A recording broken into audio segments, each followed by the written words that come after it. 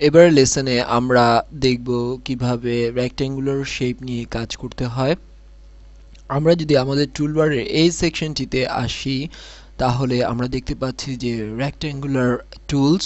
আমরা ইচ্ছে করলে ইউ প্রেস করেও আমাদের রেক্ট্যাঙ্গুলার টুলস নিতে পারি। তবে আমরা যদি রেক্ট্যাঙ্গুলার টুলসের আন্ডারে আরও বিভিন্ন টুলসগুলো দেখতে চাই তাহলে মাউস বাটন ক্লিক করে আমরা দেখতে পাচ্ছি যে রেক্ট্যাঙ্গুলারের বিভিন্ন রকমের শেপ রয়েছে, যেমন ellipse shape, polygon tool shape এবং লাইন টুল এবং কাস্টম শেপ। প্রথমত যদি আমরা রেক্ট্যাঙ্গেল টুলটি সিলেক্ট করি এবং আমাদের ব্যাকগ্রাউন্ড স্টেজে এসে বা লেয়ার স্টেজে এসে আমরা আরও একটি লেয়ার নেই, মূলত যে লেয়ারটিতে আমরা কাজ করব। এখানে আমরা সবসময় খেয়াল রাখবো যে আমাদের লেয়ারটির একটি নাম দিয়ে দিতে। আমরা ডাবল বাটন মাউসের ক্লিক করলে আমরা এখানে নাম দেওয়ার অপশনটি পাবো।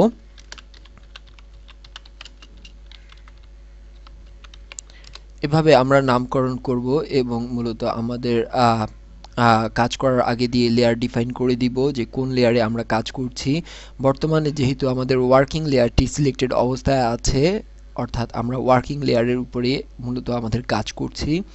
আমাদের রেক্ট্যাঙ্গুলার শেপটি সিলেক্টেড থাকা অবস্থায় আমরা এখানে একটু লক্ষ্য করলে দেখতে পাবো যে আমাদের ডিফল্ট কালার রয়েছে ব্ল্যাক এবং হোয়াইট। অর্থাৎ আমরা যখন আমাদের স্ক্রিনে মাউস বাটন ক্লিক করে এভাবে একটি রেক্ট্যাঙ্গুলার নিব এবং ছেড়ে দেব, তখন দেখতে পাবো যে আমাদের ভিতরে যে অংশটুকু রয়েছে তা মূলত ব্ল্যাক আর পাশে যে অংশটুকু থাকবে তা মূলত হোয়াইট।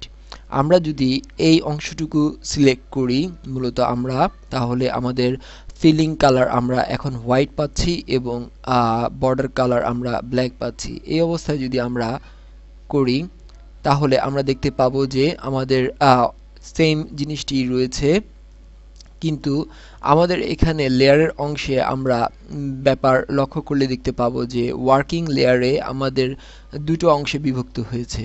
আমরা যে কোনো একটি অংশ যদি আমরা অফ করে দেই তাহলে আমাদের পরবর্তী যেই শেপটি তৈরি হয়েছিল মূলত সেই শেপটি অফ হয়ে যাবে। এভাবে মূলত লেয়ার বেজ লেয়ার ওয়ার্ক হয়ে থাকে।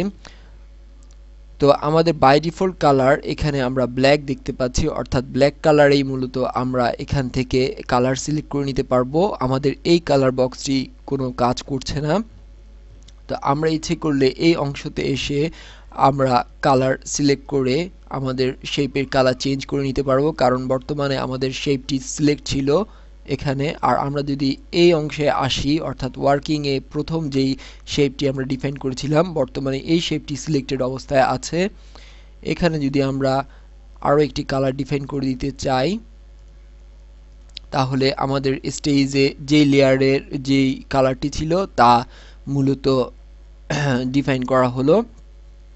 একটা ব্যাপার যে আমাদের লেয়ার সিলেক্ট ছিল ওয়ার্কিং শেপ, কিন্তু আমরা যতবারই শেপ ডিফাইন করছি ততবারই আমাদের এখানে বিভিন্ন রকমের লেয়ার তৈরি হচ্ছে, কিন্তু মূলত এটি মূলত আমাদের মেইন লেয়ার। অর্থাৎ আমরা ওয়ার্কিং লেয়ারে আছি। ওয়ার্কিং লেয়ারের আন্ডারে আমাদের প্রথম শেপটি ডিফাইন করা হয়েছিল এটি, কিন্তু যতবারই আমরা রেক্ট্যাঙ্গুলার শেপটি ক্রিয়েট করছি ততবারই একটি ডিফারেন্ট লেয়ারে মূলত আমরা আমাদের লেয়ারটিকে বা শেপটিকে তৈরি হতে দেখতে পাচ্ছি। এভাবে মূলত আমরা যতবারই রেক্ট্যাঙ্গুলার লেয়ার শেপ নিয়ে কাজ করব ততবারই সে নতুন একটি লেয়ারে কাজ করবে। তবে যদি কোনো লেয়ার ব্ল্যাঙ্ক পজিশনে থাকে, অর্থাৎ আমরা যখন নতুন একটি লেয়ার নিলাম এবং এখানে একটি শেপ ডিফাইন করলাম, তাহলে সেই লেয়ারের উপরেই মূলত আমাদের কাজটি হবে, যেহেতু লেয়ারটি ব্ল্যাঙ্ক পজিশনে রয়েছে। আমরা যদি চাই যে এই লেয়ারগুলো আমরা রাখবো না, তাহলে লেয়ারগুলো ধরে আমরা এই ট্র্যাশ কেনে এনে ছেড়ে দিলেই মূলত আমরা লেয়ারগুলো ডিলিট করে নিতে পারবো। এবং এখানে আরও একটি ব্যাপার লক্ষ্য করব যে যদি আমরা ডিলিট করে ফেলি কোনো কিছু, আমাদের যে এখানে হিস্ট্রি উইন্ডোটি রয়েছে আমরা যদি এটি না পাই এখানে, তাহলে আমাদের উইন্ডো থেকে আমরা হিস্ট্রি অন করে নিতে পারি এবং হিস্ট্রি ট্যাবটি ওকে করলে আমরা মূলত আমাদের বিফোর অংশে ফিরে যেতে পারবো। অর্থাৎ আমরা যা আনডু করতে চাই, ডিলিট লেয়ার করেছিলাম সেই এখানে স্পেসিফিক ভাবে বলে দেওয়া আছে। ডিলিট লেয়ার, রেক্ট্যাঙ্গুলার টুলের ওয়ার্ক আমরা নিয়েছি, সেইভাবে আমরা ইচ্ছে করলে আবার আমাদের হিস্ট্রি থেকে এগুলো ফেরত পেতে পারি। আবার লাস্ট অংশে এসে ক্লিক করলে আমরা লাস্ট পজিশনে চলে যাব। এভাবে মূলত আমরা রেক্ট্যাঙ্গুলার লেয়ার পেতে পারি। তবে আমরা একটু ডিফারেন্ট ভাবে আরেকটি কাজ করব, তা হচ্ছে যে আমাদের রেক্ট্যাঙ্গুলার ছাড়াও আরো বিভিন্ন রকমের শেপ আছে, যেমন এলিপস শেপ রয়েছে, পলিগন টুল শেপ রয়েছে এবং কাস্টম শেপ রয়েছে এবং লাইন টুল রয়েছে।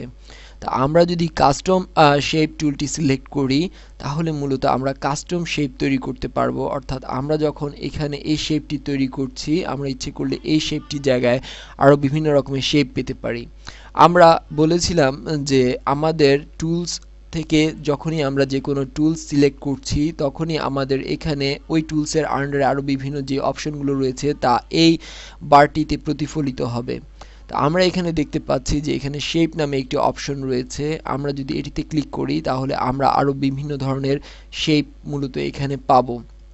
এবং এটি আমাদের শেপের শেষ পজিশন নয়, আমাদের আরো শেপ রয়েছে। আমরা যদি এই অ্যারো পয়েন্টারে ক্লিক করি তাহলে আমরা নিচের যেই অংশটি দেখতে পাচ্ছি এটি বিভিন্ন রকমের শেপ।